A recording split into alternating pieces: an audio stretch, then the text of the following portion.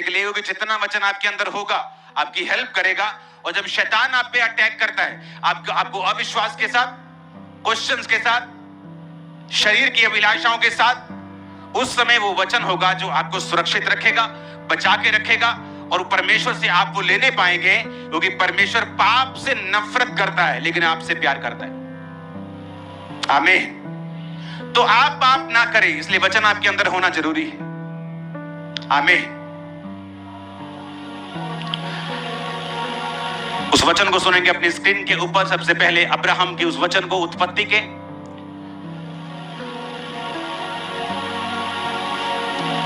सबसे पहला गुनाह इस धरती पे कौन सा था?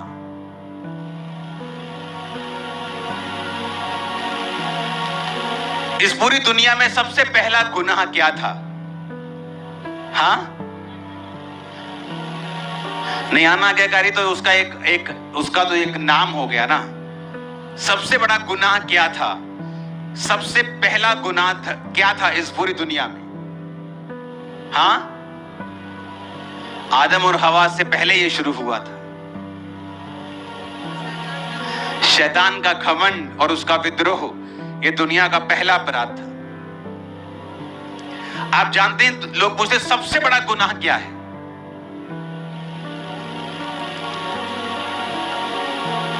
आप जानते हैं क्यों लोग गिर जाते हैं?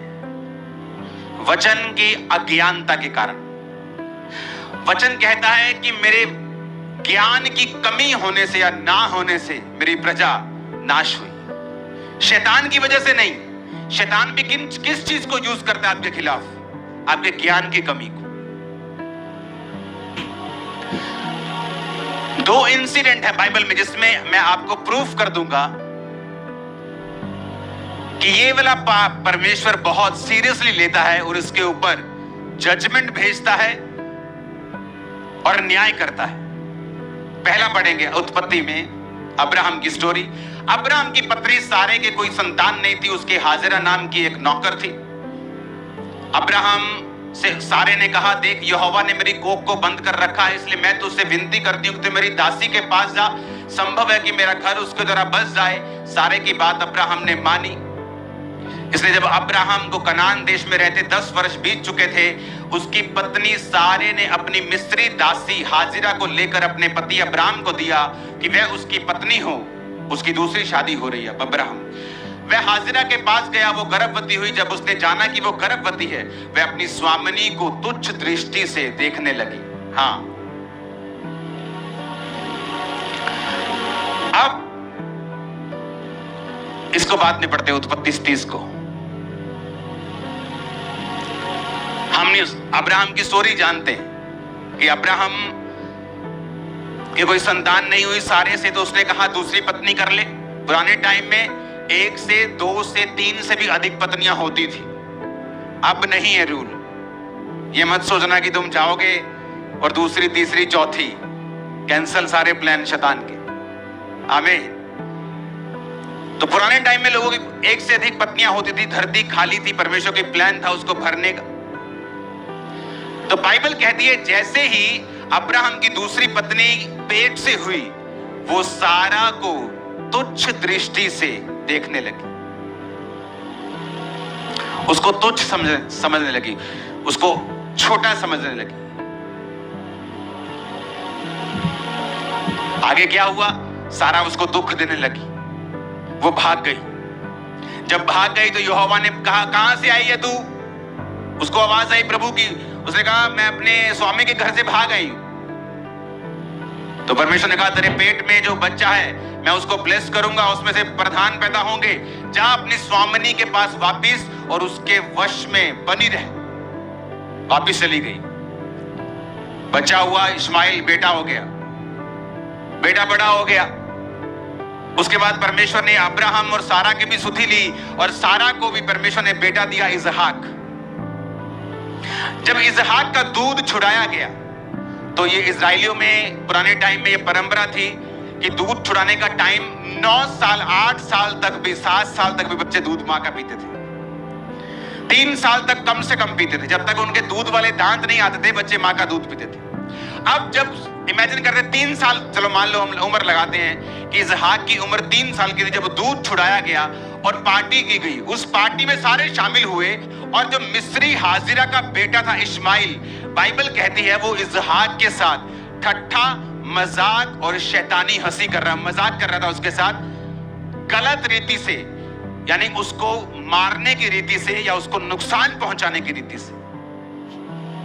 सारा ने दूर से देखा, क्योंकि आप मजाक समझते हैं, कोई बड़ा भाई छोटे भाई के साथ मजाक करे आप समझते हैं उससे प्यार कर रहे हैं, लेकिन वो प्यार वाला मजाक नहीं था।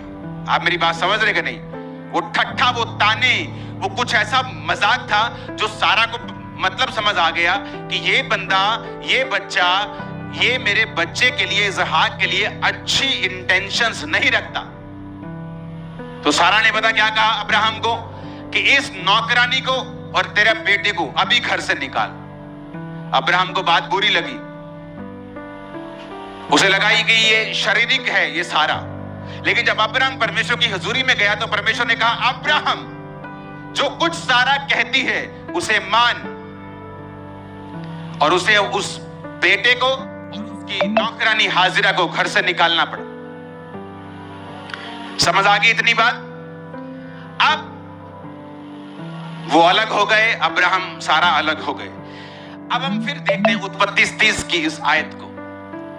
जब राहेल ने देखा कि याकूब से मेरे लिए संतान उत्पन्न नहीं होती, वह अपनी बहन से ठाक करने लगी और याकूब से कहा मुझे भी संतान दे, नहीं तो मैं मर जाऊंगी। याकूब ने राहेल से गुस्से में कहा क्या मैं परमेश्वर हूं? तेरी कोख परमेश्वर ने बंद करके रखी है। राहेल ने कहा अच्छा, मेरी दासी बिल्हा हाजिर है, उसी के पास जा, वह मेरे घुटनों पर जनेगी और उसके द्वारा मेरा भी घर बसेगा।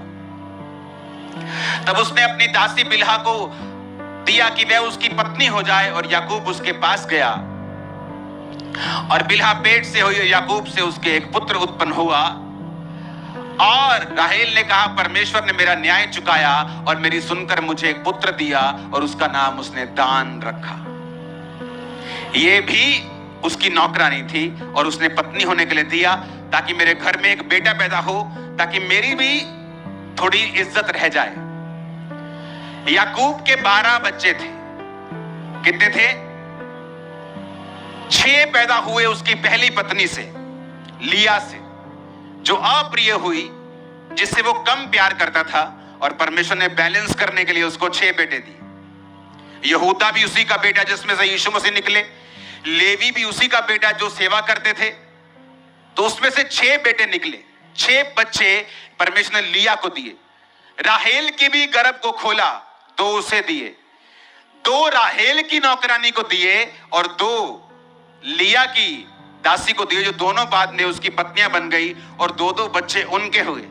अगर आप देखें तो उनके 12 गोत्रों में 4 बच्चे उसकी तीसरी और चौथी पत्नी से हैं, लेकिन वो गोत्र में शामिल हुए और अब्राहम की दासी का बेटा गोत्र में शामिल नहीं हुआ।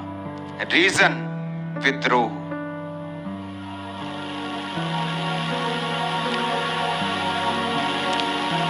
आज इस्माइल, जिस तरह याकूब के 12 गोत्रों को हम बोलते हैं कि इस्राएल के 12 गोत्र हैं, इस्माइल भी गोत्रों में होता, इस्माइल भी अब्राहम की ब्लड लाइन में होता, परमेश्वर उसे छोड़ते नहीं, लेकिन विद्रोह, उसकी माता की इंटेंशंस कि मुझ पे अनुग्रह हुआ है तो उस अनुग्रह पे मैं अपने शीश को झुकाऊं, ना कि अपनी मुंडी को कड़क करके बेवकूफी करूं।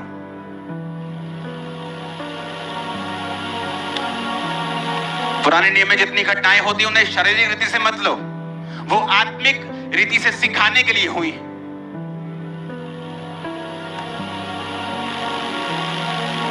अन्य जातियों के लोग जब आज उसी हाजिरा की तरह परमेश्वर में आते हैं, अपने शीश को झुकाओ, क्योंकि तुम इस्राएली नहीं थे कि यहोवा को मान सको, लेकिन यहोवा ने तुम पे अनुग्रह किया है। तुम तो नौकर भी नहीं थे, लेकिन अब तुम उसकी ब्लड लाइन में शामिल हो गए हो। तुम शान से कहते हो कि असि यसू दे बंदे आ। हाँ, हम उसके बेटे और बेटियां हैं। शान से बोलते हो कि नहीं? पहले नहीं बोल सकते थे।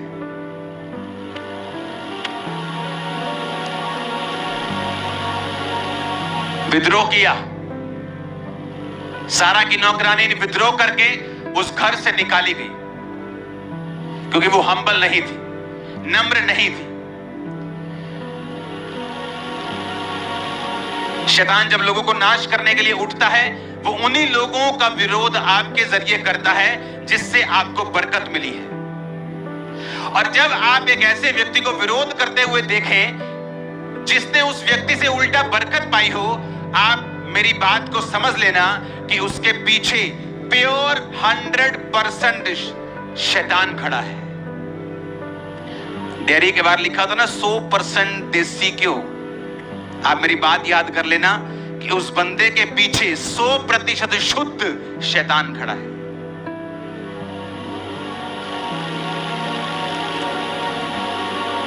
तुम काबिल नहीं थे, लेकिन तुमको चुना गया, एक काम दे दिया गया, एक ड्यूटी दे दी गई। लेकिन शैतान ने गेम खेली, वही जो वो सदियों से खेलता आया है, जो उसने खुद भी खेली थी। कहा था, प्रभु यहोवा से ऊंचा सिंहासन बनाऊंगा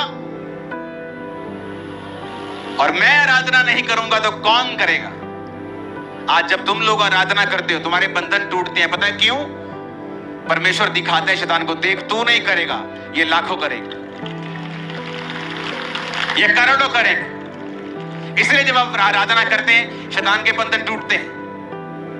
उन लोगों पे मुझे दया आती जो वर्शिप के टाइम के बाद चर्च में घुसते हैं, इधर बाथरूम करने चले जाएंगे, चाय पीने चले जाएंगे, रोटी खाने। लेकिन अगर यहाँ पे 6 घंटे की बॉलीवुड की मूवी चल रही हो, तुम उठोगे नहीं भाई साहब, पकड़ के भेजोगे पेट, तो घंटे बाद ही जाने हैं। हाँ, कुछ खाना भी हो तो अपने छोटे भाई को भेजो, चल पॉपकॉर्न ले गया, मुझे टीवी के सामने से हटना नहीं है। जैसे कल को इसके फाइनल पेपर दे देगी, पूरी पिक्चर में क्या क्या आया था बताओ? नीली शर्ट वाली का नाम क्या था, पीली स्कर्ट वाली का नाम क्या था? लेकिन अगर चर्च में आना हो तो हम करते फटाफट, चलो प्रभु के दास के आने का टाइम हो गया, चलो चलो बैठो बैठो फटाफट बैठो। तुम आधी बरकत लेके जा रहे हो, पूरी नहीं। अगर पूरी बरकत चाहिए तुम वर्शिप करो। और यही शैतान जो विद्रोही हुआ, और परमेश्वर ने पहला गुनाह जो इस दुनिया के ऊपर हुआ वो विद्रोह का था, वो विद्रोह था, वो विरोध था, वो शैतान की की गई बगावत थी। और परमेश्वर ने शैतान को डांटा, शैतान को गिराया। जो लोग बोलते हैं धरती के ऊपर एक बड़ा उल्का पिंड गिरा था और उसके बाद धरती पे सारा कुछ नाश हो गया, वो उल्का पिंड नहीं था, वो शैतान था। उसके बाद कभी गिरा धरती के ऊपर, क्या हो गया? उल्का पिंड बंद हो गया बनने। करोड़ों खरबों खरबों खरबों खरबों अभी भी आसमान में घूम रहे हैं। गिरे क्यों नहीं? परमेश्वर ने गिराया नहीं। हालेलुया। धरती पर एक बड़ा उल्का पिंड गिरा था, वो उल्का पिंड नहीं था, वो शैतान था। जैसे बाइबल कहती है, जीसस क्राइस्ट ने भी जिक्र किया, मैं शैतान को आसमान से बिजली की नाई गिरता हुआ देख रहा था। हालेलुया। क्यों गिरा? जब भी एक जगह के ऊपर, एक देश के ऊपर परमेश्वर की बड़ी योजना होती है, तो परमेश्वर की ये इच्छा होती है उस देश के लोगों को वचन के द्वारा जागृत किया जाए। अगर आप अफ्रीका के चर्चेस में जाकर देखेंगे, अगर मान लो किसी अफ्रीका के चर्च में कोई बंदा है, उसको परमेश्वर ने कहा ओके जा और एक सेवकाई शुरू कर, वो कभी भी विरोध करके नहीं जाएगा अपनी चर्च का। वो अपने पास्टर से बात करेगा, मैं जाना चाहता हूं, आप मुझे ब्लेस करो, खुदा ने मुझे ये काम करने के लिए बोला है। और आप देखेंगे वहां पर ज्यादा चर्चेस हैं और लोग एक दूसरे का विरोध कम करते हैं, क्योंकि उन्हें मालूम है जब वो चर्चेस भी नई नई खड़ी हुई थी और उनका विरोध हुआ था, और विरोध करने वालों की जनरेशंस खत्म कर दी थी परमेश्वर। उनकी टेस्टिमनीज है, शराब के नीचे रहे कितने साल श्रापों के नीचे रहे, संघर्ष करते रहे, जब तक उनका पूरा कोर्स सजा का हो नहीं गया, परमेश्वर ने उनको छोड़ा नहीं। इंटरनेट एक धोखा देने वाली वस्तु है। इंटरनेट को देखकर लोगों के जीवन में चल रहा है, इसका अंदाजा मत लगाओ। जितने फीलिंग ब्लेस्ड लिखा होता है, उतने वो ज्यादा कई बार श्रापित निकलते हैं। मत लगाओ अंदाजा। हालेलुया। जो पहला काम था जो शैतान ने किया, विद्रोह। जब शैतान आपकी लाइफ में देखता है डिवाइन हेल्पर्स को, वो आपकी लाइफ में देखता है कि आप लोग बरकत पा रहे किसी वजह से, वो कोशिश करता है कि आपको परमेश्वर से तो वो अलग नहीं कर पाता, आपको कोशिश करता है उस ब्लेसिंग से, उस सोर्स से, उस सोते से आपको अलग कर दिया जाए। लूत को लगा मेरी मेहनत के कारण मैं ब्लेस हो रहा हूं, पर उसे यह नहीं मालूम था अब्राहम के कारण तो ब्लेस हो रहा है। और अब्राहम के कारण इसलिए ब्लेस हो रहा है क्योंकि अब्राहम के ऊपर परमेश्वर का एक बड़ा प्लान है। अब्राहम परमेश्वर के प्लान का हिस्सा है, इसलिए परमेश्वर अब्राहम के जीवन में की गई किसी भी चीज को, अच्छी या बुरी को, बड़े ध्यान से लेता है और उसकी जजमेंट करता है। और हम अब्राहम की संतान, उसी के वंश। जो तुझे कोसे में श्रापित होगा, जो तुझे आशीर्वाद दे वो ब्लेस किया जाएगा, तुम उसी की संतान। आमीन। और खासकर वो लोग जो बड़ी सेवकाई करने के लिए बुलाए गए, उनके जीवन में ऐसी चीजों को परमेश्वर बड़े ध्यान से देखता है। हालेलुया। आपको ये बात समझ होनी चाहिए कि जब भी आप किसी को विद्रोह करता देखे, आपको मालूम होना चाहिए कि इसके पीछे कौन खड़ा है। शुद्ध शैतान है क्या? नहीं। कौन सा? शुद्ध वाला शैतान, 100% प्योर डेविल खड़ा है इसके पीछे। इंसान नहीं, शैतान खड़ा है। क्योंकि वो वही कर रहा है जो आज से करोड़ों लाखों साल पहले उसने स्वर्ग में किया था और गिरा दिया गया था। Hallelujah, hallelujah. ਸਾਰਿਆਂ ਨੂੰ ਮੇਰੇ ਵੱਲੋਂ ਜੈ ਮਸੀਹ ਦੀ। ਮੈਂ ਪਾਸਟਰ ਰੇਖਾ ਤੁਹਾਡਾ ਫਿਰ ਤੋਂ ਬਹੁਤ ਸਵਾਗਤ ਕਰਦੀ ਹਾਂ ਇੱਕ ਹੋਰ ਨਵੀਂ ਵੀਡੀਓ ਦੇ ਵਿੱਚ। ਆਸ ਰੱਖਦੀ ਹਾਂ, ਵਿਸ਼ਵਾਸ ਕਰਦੀ ਹਾਂ ਕਿ ਤੁਸੀਂ ਸਾਰੇ ਹੀ ਪ੍ਰਭੂ ਯਿਸੂ ਮਸੀਹ ਦੇ ਮਧੁਰ ਤੇ ਜ਼ਿੰਦਾ ਨਾਮ ਦੇ ਵਿੱਚ ਸਲਾਮਤ ਹੋਵੋਗੇ, ਪਰਮੇਸ਼ਵਰ ਦੇ ਅਦਭੁਤ ਹੱਥਾਂ ਦੇ ਵਿੱਚੋਂ ਤੁਸੀਂ। ਤੇ ਅੱਜ ਦੇ ਕਲਾਮ ਦੇ ਵਿੱਚ ਖੁਦਾ ਦੇ ਦਾਸ ਨੇ ਸਾਨੂੰ ਸਮਝਾਇਆ ਕਿ ਸਭ ਤੋਂ ਪਹਿਲਾ ਪਾਪ ਕਿਸ ਨੇ ਕੀਤਾ ਸੀ, ਕਿਸ ਨੇ ਸਭ ਤੋਂ ਵੱਡਾ ਪਾਪ ਕੀਤਾ ਸੀ। ਸਭ ਤੋਂ ਪਹਿਲਾ ਕੰਮ ਪਾਪ ਕੀਤਾ ਸੀ ਤੇ ਅਸੀਂ ਜਾਣਿਆ ਕਿ ਸ਼ੈਤਾਨ ਨੇ ਗਮੰਡ ਵਿੱਚ, ਈਰਖਾ ਵਿੱਚ ਆ ਕੇ, ਈਗੋ ਵਿੱਚ ਆ ਕੇ ਸਭ ਤੋਂ ਪਹਿਲਾ ਪਾਪ ਕੀਤਾ। ਔਰ ਅੱਜ ਵੀ ਕੀ ਕਰਦਾ ਸ਼ੈਤਾਨ? ਈਗੋ ਦਿੰਦਾ ਇਨਸਾਨ ਦੇ ਅੰਦਰ, ਗਮੰਡ ਪੈਦਾ ਕਰਦਾ ਤਾਂ ਕਿ ਇਨਸਾਨ ਪ੍ਰਭੂ ਦੀ ਮਹਿਮਾ ਨਾ ਕਰ ਸਕੇ, ਵਡਿਆਈ ਨਾ ਕਰ ਸਕੇ। ਪਰਮੇਸ਼ਰ ਦਾ ਵਚਨ ਕਹਿੰਦਾ ਗਿਆਨ ਨਾ ਹੋਣ ਦੇ ਕਾਰਨ ਮੇਰੀ ਪ੍ਰਜਾ ਨਾਸ਼ ਹੋ ਰਹੀ ਹੈ। ਅੱਜ ਤੁਸੀਂ ਦੇਖੋਗੇ ਮੋਸਟਲੀ ਕ੍ਰਿਸਚਨ ਘਰਾਂ ਦੇ ਵਿੱਚ ਤੇ ਅੱਜ ਵੀ ਕਿਤੇ ਨਾ ਕਿਤੇ ਜੋ ਬਦਦੁਆਈ ਦੇ ਵਿੱਚ ਨੇ, ਕਿਤੇ ਨਾ ਕਿਤੇ ਗਰੀਬੀ ਦੇ ਵਿੱਚ, ਸ਼ਰਾਪਾਂ ਦੇ ਥੱਲੇ ਨੇ। ਕਿਉਂ? ਕਿਉਂਕਿ ਉਹ ਪਰਮੇਸ਼ਰ ਦੇ ਕਲਾਮ ਤੋਂ ਵਾਂਝੇ ਪਏ ਨੇ। ਕਲਾਮ ਸੁਣ ਤੇ ਲੈਂਦੇ ਆ ਪਰ ਕਲਾਮ ਨੂੰ ਆਪਣੇ ਜੀਵਨ ਦੇ ਵਿੱਚ ਉਹ ਲੈਂਦੇ ਨਹੀਂ, ਇਸਤੇਮਾਲ ਨਹੀਂ ਕਰਦੇ। ਜਦੋਂ ਤੱਕ ਅਸੀਂ ਪਰਮੇਸ਼ਰ ਦਾ ਕਲਾਮ ਆਪਣੇ ਜੀਵਨ ਵਿੱਚ, ਆਪਣੇ ਹੱਡਾਂ ਵਿੱਚ ਨਹੀਂ ਰਚ ਲਵਾਂਗੇ ਤਦ ਤੱਕ ਸਾਡਾ ਛੁਟਕਾਰਾ ਨਹੀਂ ਹੋਵੇਗਾ। ਬਿਨਾਂ ਕਲਾਮ ਤੋਂ ਅਸੀਂ ਛੁਟਕਾਰਾ ਨਹੀਂ ਪ੍ਰਾਪਤ ਕਰ ਸਕਦੇ। ਅਸੀਂ ਦੇਖਿਆ ਕਿ ਸ਼ੈਤਾਨ ਨੇ ਅਨਾਗਿਆਕਾਰੀ ਕੀਤੀ ਤੇ ਪਰਮੇਸ਼ਰ ਨੇ ਫਿਰ ਮਨੁੱਖ ਦੀ ਉਤਪਤੀ ਕੀਤੀ। ਖੁਦਾਵੰਦ ਦੇ ਪਿਆਰੇ ਲੋਕੋ, ਪਰਮੇਸ਼ਰ ਸਾਡੇ ਨਾਲ ਬੜਾ ਹੀ ਪਿਆਰ ਕਰਦਾ ਹੈ ਔਰ ਕਰਦਾ ਰਹੇਗਾ। ਇਹ ਉਹਦਾ ਸਬੂਤ ਹੈ ਕਿ ਅਸੀਂ ਜਿਉਂਦੇ ਦੀ ਧਰਤੀ ਵਿੱਚ ਮੌਜੂਦ ਹਾਂ।